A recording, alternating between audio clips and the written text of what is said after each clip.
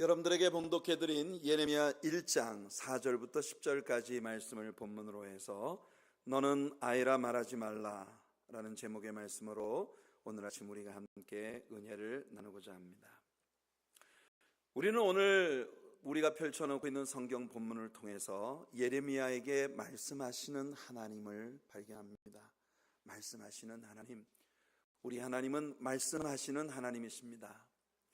역사 가운데서 이스라엘 사람들이 하나님을 저버리고 우상을 숭배하는 그들 주변에 남겨진 이방인들의 우상 숭배로 빠져들 때마다 하나님을 배반한 이스라엘 백성들에게 하나님은 계속 말씀하셨습니다. 너희가 섬기는 그 우상들을 봐라. 눈이 있어도 보지 못하고 귀가 있어도 듣지 못하고 목구멍으로 소리도 내지 못하느니라. 너희들이 깎아 만든 그런 말도 못하고 보지도 못하고 듣지도 못하고 느낌도 없고 손을 내밀어 너희를 돕지 못하는 그런 우상들이 무슨 너희들에게 복을 줄 거라고 그들에게 복을 빌고 그들에게 절을 하고 하느냐.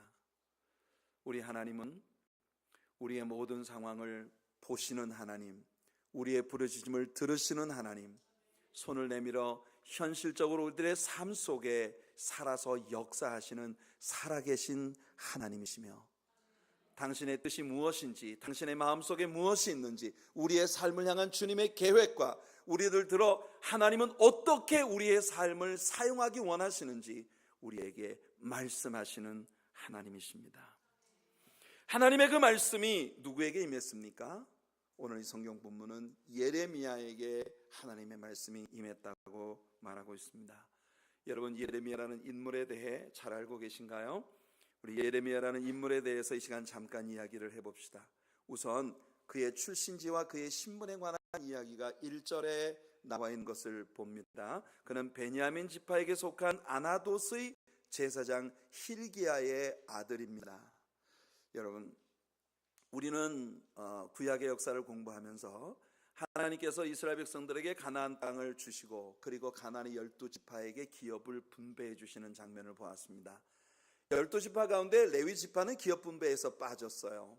대신 그 자리를 요셉의 두 아들 에브라임과 므낫세가 한 지파씩을 차지해서 12지파에게 기업이 분배가 되었는데 레위 지파는 땅을 분배받지 못했습니다. 대신 이 가나안 땅 전역에 걸쳐서 48개의 흩어진 도시들을 레위 지파에게 하나님이 주시면서 그 48개의 성읍 가운데 6개의 성읍들은 도피성으로 사용하도록 하고, 그리고 각 지파에 흩어진 레위 지파 사람들은 그들이 처해 있는 모든 자리에서 이스라엘 백성들을 위한 신앙 활동을 돕도록 그들에게 말씀을 가르치고 그들의 제사를 주도하고 이렇게 하나님의 속한 백성으로서의 이스라엘을 영적으로 유지해 나가는 일을 위해 하나님의 레위 지파 사람들을 사용하신 거예요. 여기 보니까 베냐민 지파에 속한 땅에 48개 레위 지파의 도시 중에 하나였던 아나돗이라고 하는 도시가 있었고 그 도시에 힐기야라고 하는 대제사장의 아들로 예레미야가 태어났다고 하는 걸 성경은 우리들에게 들려주고 있는 것입니다. 여러분, 힐기야라는 인물에 대해 기억하십니까? 우리는 이스라엘의 역사를 공부하면서 힐기야라고 하는 이 대제사장이 요시야 왕 때에 유다 나라에 엄청난 영적 개혁과 부흥운동을 일으킨 인물이었다고 하는 걸 배운 바 있습니다. 여러분, 하나님의 말씀에 무심했던 시대, 백성들이 하나님의 말씀에 귀 기울이지 아니하고 하나님의 말씀을 저버리고 세상으로 나아가 우상을 숭배하고 온갖 더럽고 부패한 이방인들의 삶에 길들여지고 있던 그때에 이 힐기야라고 하는 제사장을 통해 성전에서 말씀이 다시 읽혀지기 시작하고 말씀이 다시 증거되기 시작하면서 성전에 나오지 않던 성도들이 모두 성전에 나오는 것이 새로운 트렌드가 되어지던 그 놀라운 부흥의 시대에 대하여 우리는 아직도 뜨겁게 공부했던 기억을 가지고 있습니다. 여러분, 그 힐기야라고 하는 위대한 제사장이 바로 예레미야의 아버지예요. 여러분, 여러분들의 자녀들에게 힐기야처럼 이렇게 영적인 귀한 영향을 미칠 수 있는 부모님들이 되시기를 축복합니다. 여러분들의 신앙이, 여러분들의 기도가, 말씀에 대한 여러분의 열정과 교회를 섬기는 헌신된 마음이 여러분들의 자녀들에게 여러분들을 본받아 정말 위대한 하나님의 믿음의 자녀들로 자라게 만들어주는 그런 배경을 이루는 우리 부모님들이 되시기를 소원합니다. 아버지가 제사장이면 아들에게 자연히 제사장의 직분이 계승되는 것이 구약 성경의 원칙이었지만, 아버지가 훌륭한 제사장이라고 아들이 훌륭한 제사장 되란 법은 없습니다. 여러분, 금상첨화라는 것이 바로 이런 케이스입니다. 예레미야는 훌륭한 hil기야라는 아버지를 가지고 있었던 제사장 집안에 태어났는데, 게다가 예레미야 자신이 개인적으로 하나님의 말씀을 직접 들었다는 거예요. 하나님의 말씀이 특별히 예레미야에게 임했다는 것입니다. 금상첨화죠. 요시야는 그의 부친 아몬의 뒤를 이어 왕위에 올랐습니다. 아몬이라는 사람은 바로 저 유명한 히스기야 왕의 통치 때까지 이사야 선지자는 사역을 했는데, 예레미야는 히스기야 시대로부터 약 60년 후에 쓰임을 받았던 그런 인물이에요. 히스기야 왕이 죽자 그의 아들 므낫세가 왕위를 물려받습니다. 우리가 공부했던 대로 므낫세라는 인물은 유다의 왕들 가운데 가장 악한 왕이었고, 유다 나라를 돌아올 수 없는 다리를 건너게 만들었던 그런 인물이죠. 그의 아버지 히스기야에게 정말 너무나 중요한 카운슬러리였고, 또한 생명의 은인과도 같았던 이사야 선지자를 톱으로 켜서 두동강 내 죽인 사람이 바로 므낫세입니다. 히브리서 11장에서 세상이 감당치 못한다는 위대한 믿음의 사람들의 리스트 가운데 톱으로 켜서 죽임당한 인물에 관한 이야기가 나오는데, 우리는 그것이 이사야일 것이라고 했습니다. 므낫세는 최악의 왕이었습니다.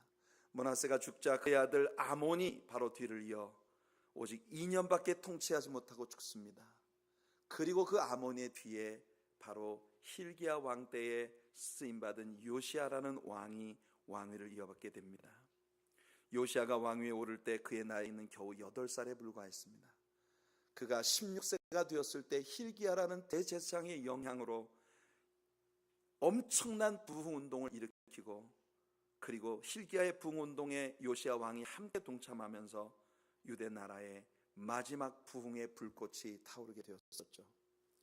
이 기간 중에 성전이 재건되고, 그리고 수많은 성도들이 성전으로 몰려드는 그런 영적 부흥이 있었습니다.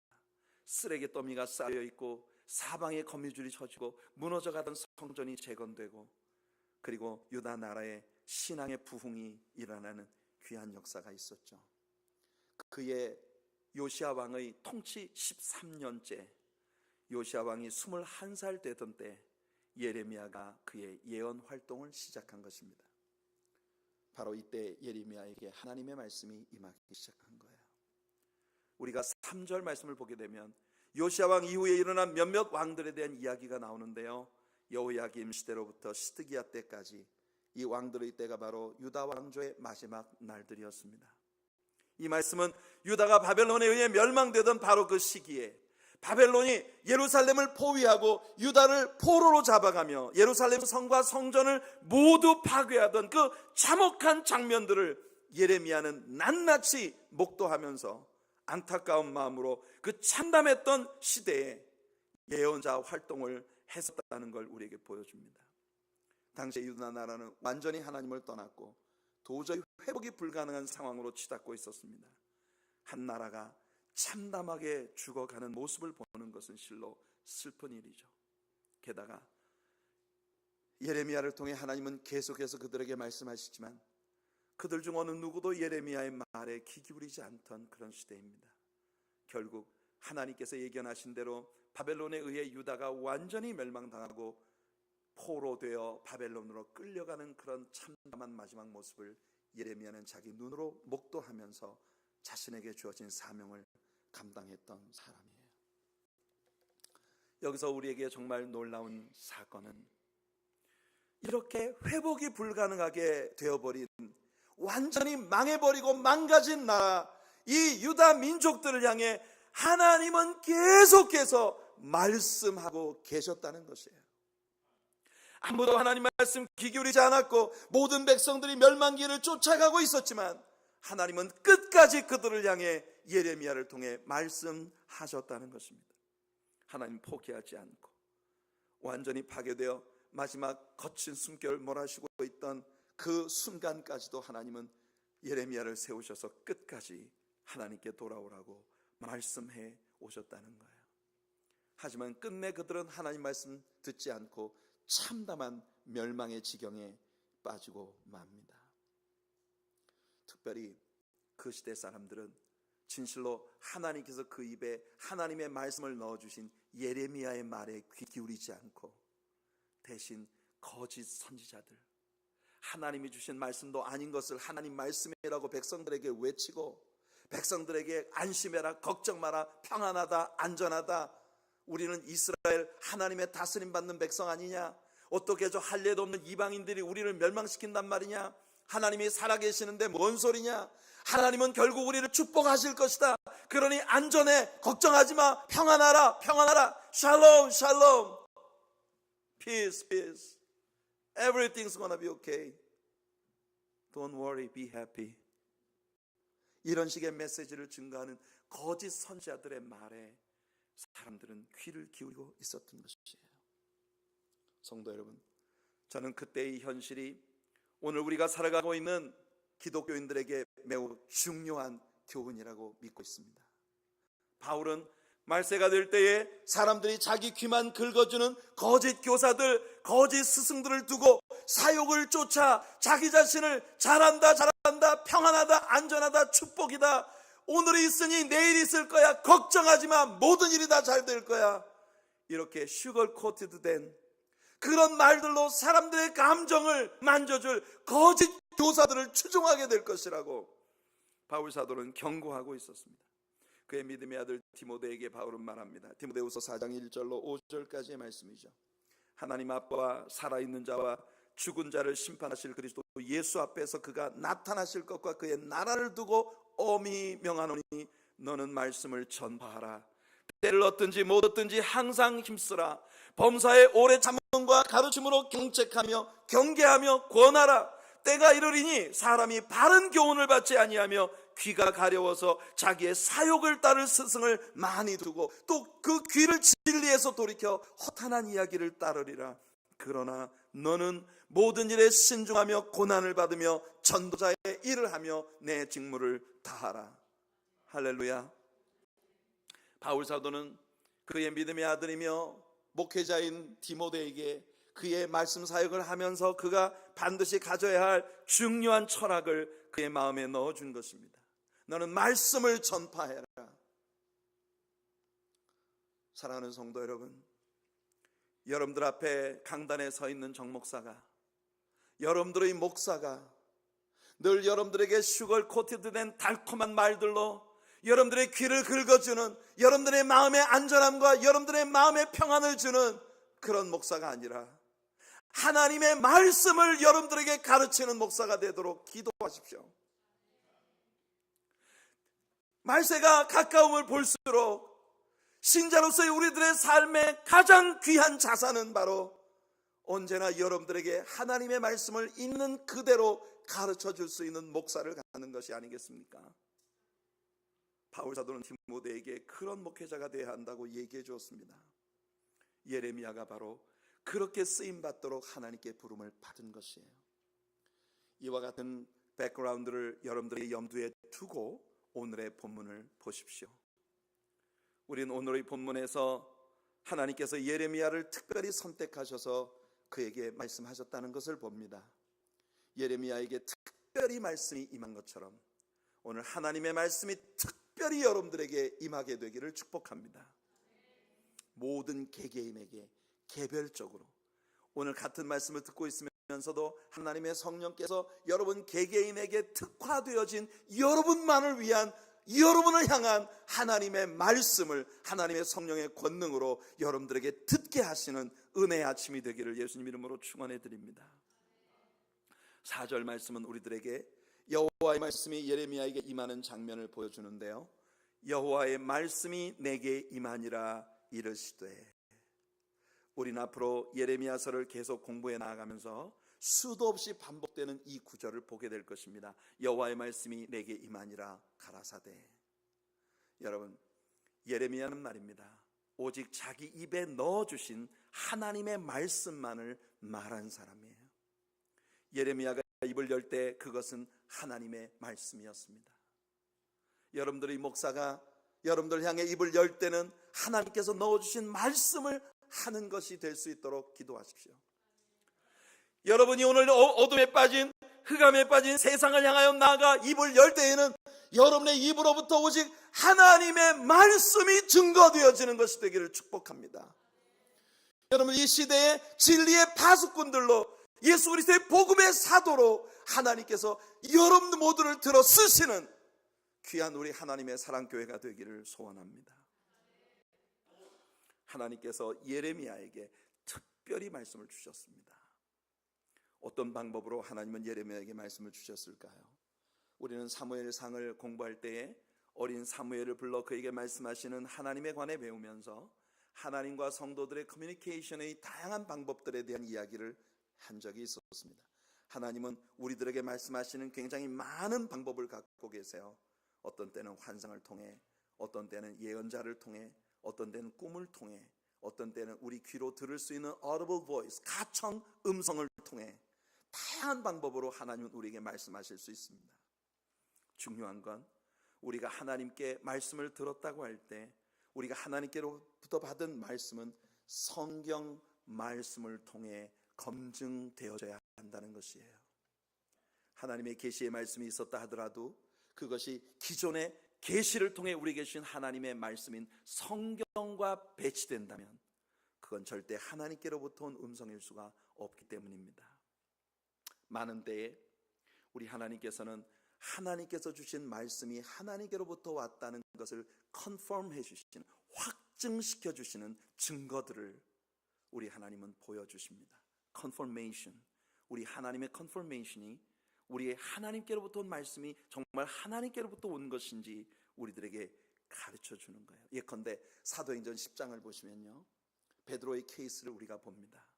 베드로가 바닷가 피장 시몬의 집에 우거하면서 점심때가 되었을 때 다락에 앉아 하나님께 기도하고 있었습니다. 때는 점심시간이고 보통 다락은 부엌 위에 있었기 때문에 부엌 밑에서 솔솔 음식하는 냄새가 올라오는 게 베드로의 배고픔을 자극하고 있었을 무렵이었습니다. 하늘에서부터 환상 중에 그릇이 하나 내려오는데 마치 네 귀퉁이가 묶여져 있는 보자기 같이 생긴 그릇이 하늘에서 내려오고 있었어요. 그 보자기 안에는 유대인이 율법에 의해서 부정하다고 판정되어서 절대로 먹을 수 없는 온갖 부정한 짐승들이 거기에 다 들어있었습니다. 그런데 하늘로부터 음성이 나서 말씀하길, 베드로야 일어나서 잡아 먹으라 하십니다. 베드로가 깜짝 놀라 하는 말이, 주여 내가 이런 것을 먹어본 적이 없습니다. 절대 먹을 수 없습니다. 그러자 그 그릇이 하늘로 쑥 올라가요. 두 번째 또 그릇이 내려옵니다. 똑같은 음성이 베드로에게 들립니다. 베드로가 안 됩니다. 내가 유대인입니다. 절대 못 먹습니다. 또 올라가요. 세 번째 똑같은 환경에 똑같은 환상이 또 보입니다. 베드로가 나 못 먹습니다. 그때 하나님께서 베드로에게 말씀하시기를, 내가 씻어서 깨끗하다 한 것을 부정하다 말하지 말아라. 그러면서 베드로에게, 지금 내 문 앞에 사람이 왔으니 이유를 묻지 말고 따라가라. 여러분, 하나님은 지금 베드로로 하여금 율법에 의해 부정한 짐승처럼 여겨지는 이방인들에게로 들어가 그 이방인들에게 말씀을 증거하라고 요구하고 계신 것이었어요. 그런데 여러분, 동시에 이달리아의 백부장 고넬료라고 하는 사람에게 하나님께서 말씀하시기를, 너는 저 요빠라고 하는 곳에 바닷가 피장 시몬의 집에 우거하고 있는 베드로를 찾아가라. 그에게 사람을 보내 그를 데려다가 그의 말씀을 들으라. 하나님께서 베드로에게 주신 말씀에 대한 컨퍼메이션을 주신 겁니다. 베드로에게 그 말씀하실 때 밖에서 사람이 문을 두드립니다. 나가보니 고넬료가 보낸 사람이에요. 하나님께서는 이 양쪽 끝에서 일어난 동일한 사건을 통해 이 말씀이 하나님께로부터 온 것이라는 걸 확증시켜 주신 것이죠. 이와 동일한 케이스가 예레미야에게도 벌어집니다. 예레미야에게 하나님께서 말씀하셨어요. 너는 내 삼촌에게 속한 땅을 사라. 그 땅이 토지 무르기의 케이스에 걸려 있는데 내게 토지를 물을 권리가 있다. 이때 예레미야는 감옥에 갇혀 있는 중이었습니다. 뭐 때문에 감옥에 갇혔는지 아세요? 지금 유다를 포위하고 있는 바벨론에 의해 유다가 완전히 멸망당하고 유다 백성들이 바벨론의 포로로 끌려가게 될 것이라는 그가 선포한 말씀 때문이었습니다. 지금 예레미야는요, 유다가 망한다고 증거하고 하나님이 주신 그 말씀을 전하고 그것 때문에 지금 감옥에 갇혀 있는 거거든요. 근데 여러분, 지금 당장 외국에 의해서 공격을 받아 망하게 될 나라에서 땅을 사는 일에 돈을 투자한다는 것은 얼마나 바보 같은 짓이에요? 여러분, 이 땅의 모든 소유권이 외국인에게 다 넘어간다고 자기 입으로 증거를 해놓고, 그리고 그 삼촌의 땅을 기업 무르기를 통해서 돈을 주고 사라고요? 하나님, 이런 바보 같은 짓이 어디 있습니까? 바벨론에 의해서 망한다며요. 그때 하나님께서 예레미야에게 말씀하십니다. 예레미야야, 내가 준 말씀을 증거하고 있다고 하는 증거로 네가 이 땅을 사야 한다. 왜냐하면 분명히 내가 너에게 말하기를 70년 후에 유다 백성들이 이 바벨론으로부터 예루살렘으로 돌아오게 될 것이라고 내가 증거했지 않냐. 그러니 70년 후에 이 땅이 회복된다고 하는 것을 네가 진짜 믿는다면 그 땅을 기업 무르기를 통해 사라. 그래서 백성들에게 네가 선포하는 말이 진실이라고 하는 걸 증명해라. 하나님 그 요구하신 겁니다. 예레미야가 이 말씀을 듣고 계속해서 이게 뭐야 도대체, 진짜 이 바보 같은 짓을 하란 말이야 의아해하고 있을 때, 그때 바로 그 삼촌이 보낸 삼촌의 아들, 그러니까 예레미야의 사촌 하나멜이라고 하는 자가 와서 감옥을 찾아와서 자기 아버지의 말을 전합니다. 우리 아버지가 하시는 말씀이 그의 토지를 물을 권세가 너에게 있다 하시니 네가 그 땅을 사라고 하신다. 여러분, 예레미야에게 하나님께서 말씀을 주셨는데 동시에 그 삼촌에게 하나님 말씀을 주셔서 그 아들 하나멜을 예레미야에게 보내어 감옥에 있는 예레미야에게 이 땅을 사라고 요구하고 있는 것입니다.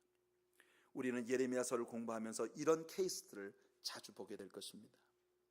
이렇게 예레미야에게 임한 하나님 말씀이 예레미야에게 무엇을 말씀하고 계십니까? 하나님께서 예레미야에게 주신 말씀이 뭡니까?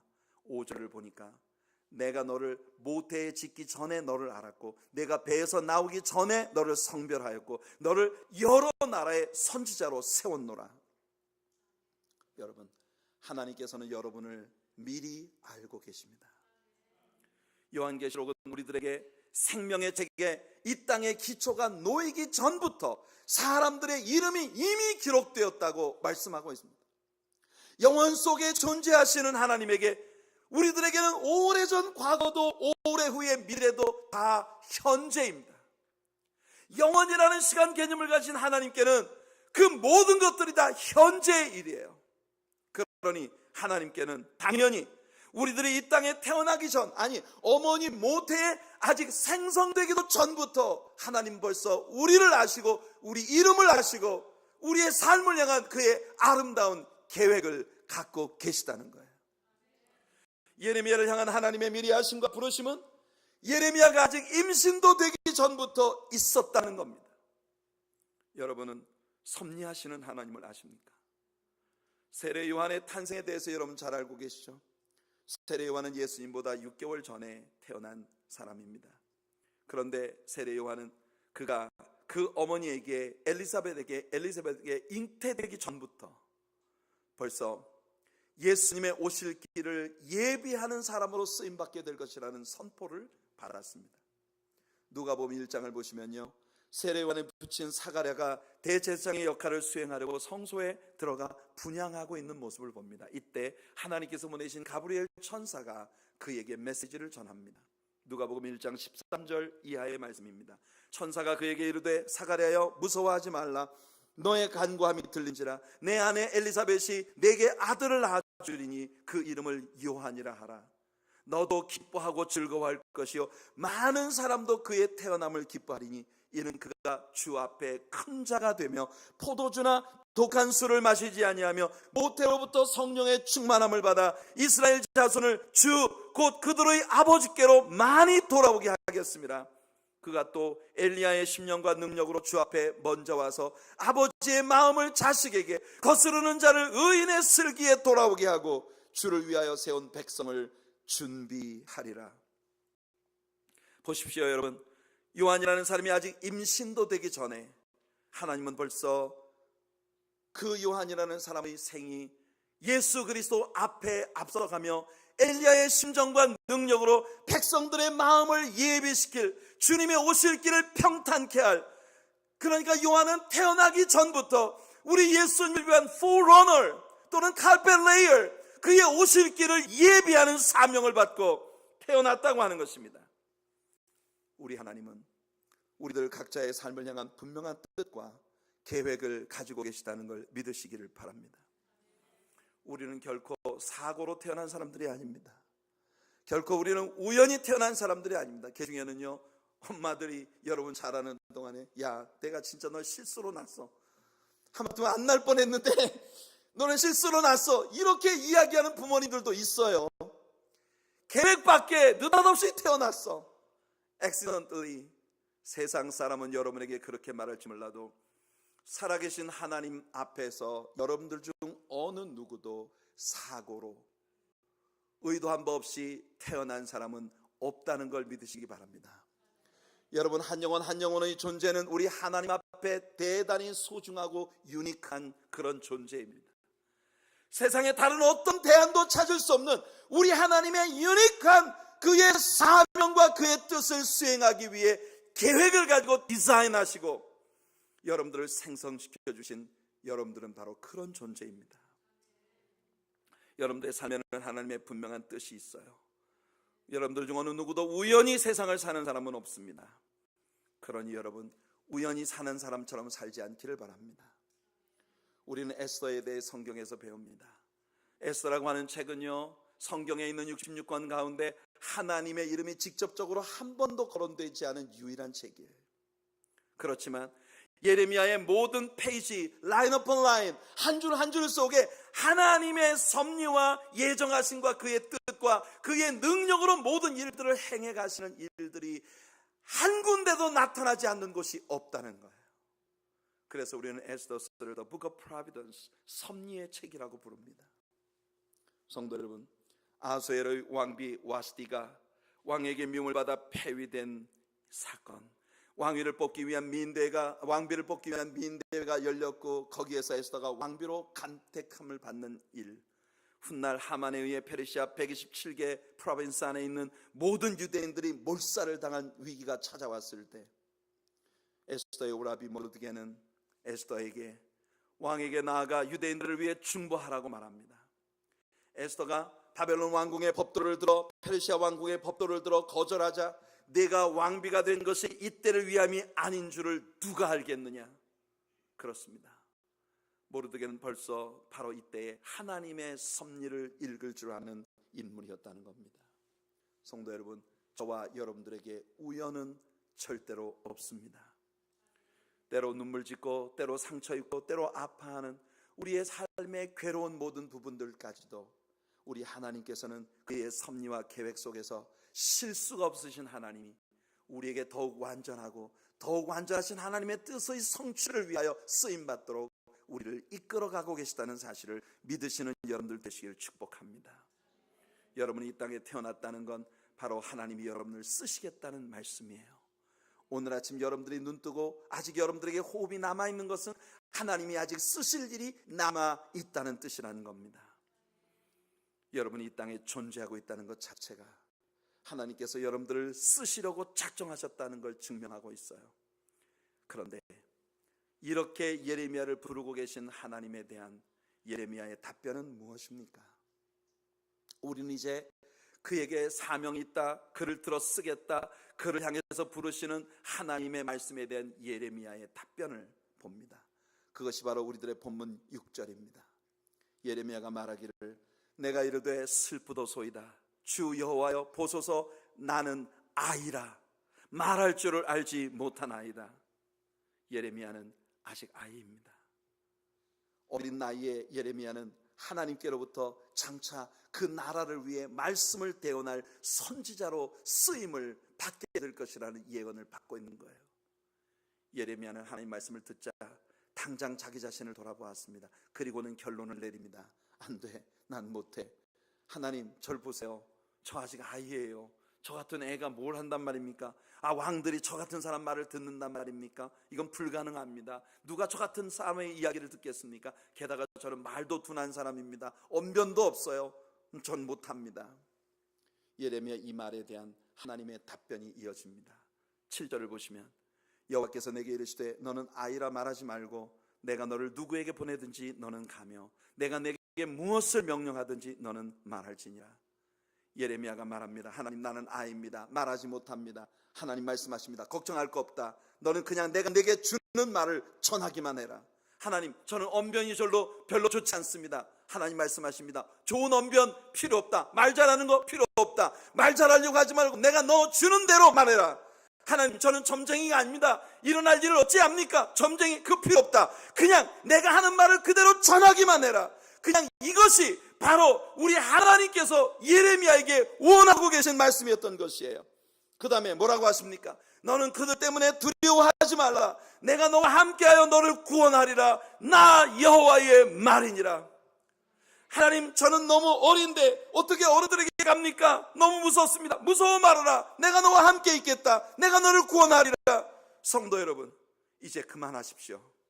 이제 여러분들이 왜 하나님의 일을 할 수 없는지, 왜 하나님의 뜻을 여러분의 삶에 구현할 수 없는지 너무나 많은 핑계를 여러분 일생 동안 대화하지 않습니까? 언제까지 그렇게 하시렵니까? 이제 오늘 그 일을 접으시기를 축복합니다. 하나님, 저는 가난합니다. 하나님 말씀하십니다. 내가 너의 부가 되어줄게. 난 무지합니다. 난 별로 공부 많이 못했습니다. 지식 그거 필요 없어. 내가 너의 지식이 되어줄게. 하나님, 난 미련합니다. 난 지혜가 없습니다. 내가 너의 지혜가 되어줄게. 나는 약합니다. 내가 너의 능력이 되어줄게. 나는 어립니다. 내가 너의 경험이 되어줄게. 우리 하나님 여러분들에게 말씀하십니다. 어리다 말하지 말아라. 내가 너의 경험이 되어줄게. 가난하다 말하지 말아라. 내가 너의 부가 되어줄게. 무지하다 말하지 말아라. 내가 너의 지식과 지혜가 될 것이다. 약하다 말하지 말아라. 내가 너의 강함이 되어줄 것이야. 성도 여러분, 두려우신가요? 여러분들이 하나님의 뜻을 감당해야 할 주의 자녀로 세상을 살아간다는 것이 두려우십니까? 다른 사람에겐 다 일어나도 아브라함에게, 모세에게, 다윗에게, 바울에게, 베드로에게 그런 일들이 벌어졌어도 나 같은 사람에겐 안 된다고 생각하시나요? 나는 안 된다고 생각하는 예레미야에게 하나님이 말씀하셨습니다. 그 하나님이 오늘 여러분에게 말씀하시고 계십니다. 여러분들을 하나님이 들어 쓰시겠다는 거예요. 하나님은 여러분에게 주지 않은 것을 내놓으라 하시는 분이 아니십니다. 해치지 않은 곳에서 모으시는 분이 아니십니다. 그럼 여러분, 한 달란트 받은 자처럼 어리석게 하나님 앞에 말씀하지 마십시오. 바울의 말을 들어보세요. 디모데전서 1장 12절에 바울이 말합니다. 나를 능하게 하신 그리스도 예수 우리 주께 내가 감사함은 나를 충성되이 여겨 내게 직분을 맡기심이니. 보세요, 우리에게 직분 주신 분 주님이십니다. 직분 받을 자격이 있어 주신 게 아니라 자격이 있다고 여겨 주셨기 때문에 주셨다는 것이고, 그리고 나를 능하게 하신 그리스도 예수 우리 주 뭡니까? 그 직분 감당할 능력도 주께서 주시겠다는 것이에요.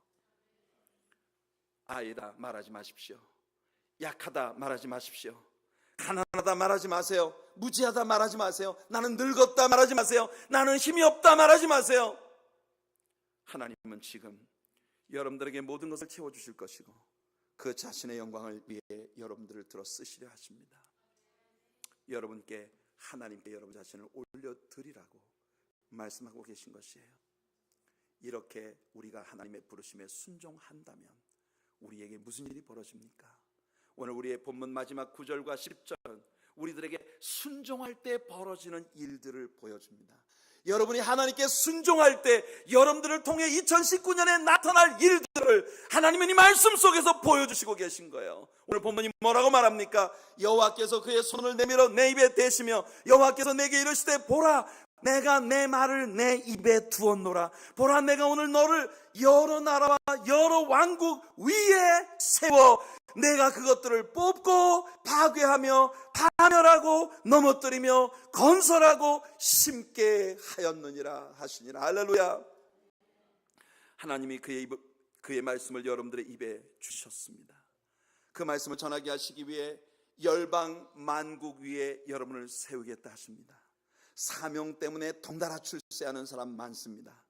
나귀가 예수님 태우고 가니 앞에서 가며 뒤에서 따르는 사람들이 그들의 옷자락을 거리에 펴 예수님을 태운 나귀가 그 옷자락을 징검징검 밟고 지나갑니다. 여러분, 나귀가 사람 옷을 밟고 지나가면 어떻게 됩니까? 두드려 맞아요.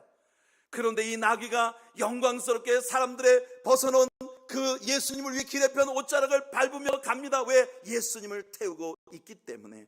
성도 여러분, 사명을 태우고 가세요. 사명 위에서 살아가세요.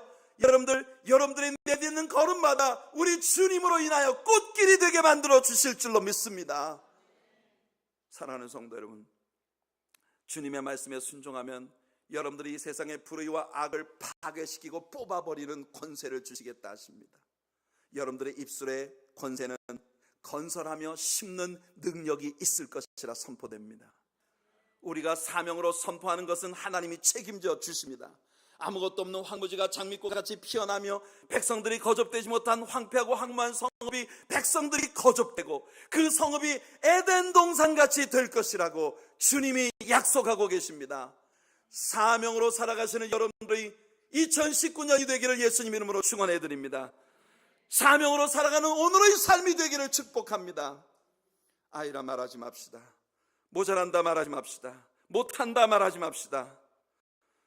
사랑하는 성도 여러분, 하나님이 우리 같은 사람을 들어 쓰시겠다는 이유가 뭡니까? 성도 여러분, 여러분이 오늘 이 땅에 호흡하고 사는 이유가 뭡니까? 그것을 발견하셔야 합니다. 하나님은 주 자신의 영광을 위해 여러분들을 들어 쓰기 원하십니다. 여러분들이 서 있는 모든 자리에서 뽑아져야 할 것 뽑아지고, 파괴되어야 될 것 파괴되어지고, 파멸되어야 될 것이 파멸되어지고, 심어져야 할 것이 심어지고, 세워져야 할 것이 세워지며, 건설되어야 할 것이 건설되어지는 우리 하나님의 창조의 역사가 믿음으로 하나님께 자신을 의탁한 저와 여러분들의 삶을 통해 나타나게 되기를 예수님의 이름으로 축원해 드립니다.